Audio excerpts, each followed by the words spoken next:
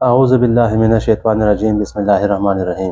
السلام علیکم میرے دوستو، میں خیریت سے ہوں اور امید کرتا ہوں آپ لوگ بھی خیریت سے ہوں گے۔ آج میں جو بیان لے کر آیا ہوں اس کا عنوان ہے 3 مواقع ایسے ہیں جہاں فرشتے بھی انسان سے خوف کھاتے ہیں۔ تو وہ 3 مواقع کون سے ہیں یہ ہمیں پیر صاحب اس بیان میں بیان فرمائیں گے، تو چلیے آئیے سنتے ہیں۔ ہمارے سلسلہ علی نقشبندیہ کے بزرگ تھے خواجہ ابوالحسن خرقانی رحمۃ اللہ علیہ، وہ فرماتے تھے کہ 3 مواقع ایسے ہیں کہ فرشتے بھی انسان سے، مومن سے، اللہ کے ولی سے وہ ہیبت کھاتے ہیں۔ 3 موقع ایسے ہیں۔ سب سے پہلی بات کہ جب ملک الموت کو حکم ہوتا ہے کہ ان کی روح کو قبض کر لیجئے، تو وہ روح تو قبض کر رہے ہوتے ہیں، لیکن جیسے بڑے قیمتی کسی چیز کو ہاتھ لگاتے ہوئے بندہ ذرا مرعوب ہوتا ہے، تو ملک الموت بھی روح نکالتے ہوئے مرعوب ہوتے ہیں اللہ کے اس دوست کو تکلیف نہ پہنچ جائے۔ اور دوسرا، جب وہ بندہ نیک اعمال کرتا ہے اور کرامن کاتبین وہ نیک اعمال اس کے نام اعمال میں لکھتے ہیں، حیران ہوتے ہیں کہ اس بندے کے ساتھ نفس کی مکاریاں بھی ہیں، شیطان بھی پیچھے پڑا ہوا ہے، کتنا عظیم انسان ہے، اتنے خلوص کے سجدے کرتا ہے، اللہ کے اعمال کرتا ہے کہ اس کے عمل پر اللہ اتنے بڑے بڑے اجر اس کو عطا فرماتے ہیں۔ تو فرشتے اس کے اجر کو دیکھ کر حیران ہو جاتے ہیں۔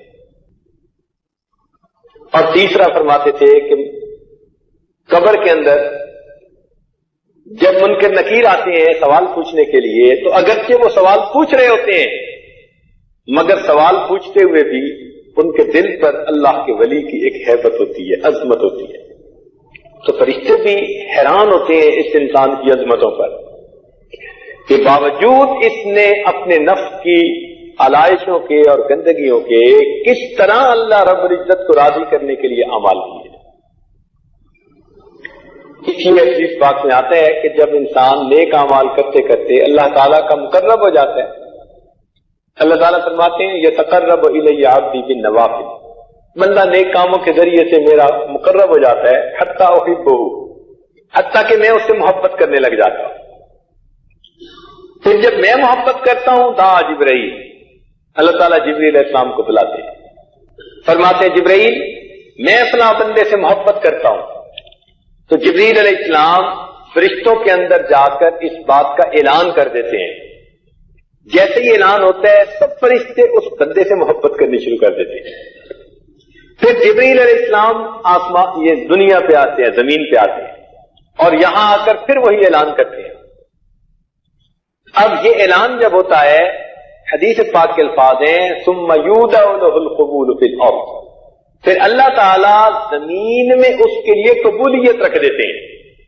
لوگ اس سے واقف نہیں ہوتے لیکن اس کے چہرے کی طرف دیکھتے ہیں تو گرویدہ ہو جاتے ہیں، محبت کرنے لگ جاتے ہیں۔ سبحان اللہ، اس کے چہرے سے اس کی مسیحائی کا پتہ چل جاتا ہے۔ اللہ تعالیٰ ایسی محبوبیت دیتے ہیں، وہ جنگل میں جا کر رہے تو منگل کا سما بن جائے، وہ غیروں میں جا کر رہے تو اپنوں کے اپنے بن جائیں۔ اللہ تعالیٰ ان کو ایسی قبولیت دے دیتے ہیں۔